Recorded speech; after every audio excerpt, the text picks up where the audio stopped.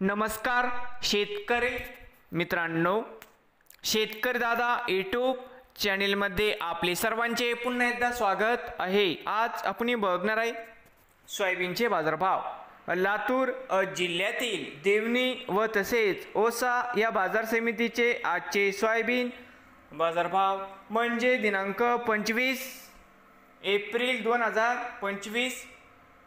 बाजार समिती देवणी या ठिकाणी आवक 5 क्विंटल कमीत कमी 4230 रुपये क्विंटल, सरसंद्रा 4290 रुपये क्विंटल। या ठिकाणी आज जास्तीत जास्त 4350 रुपये क्विंटल।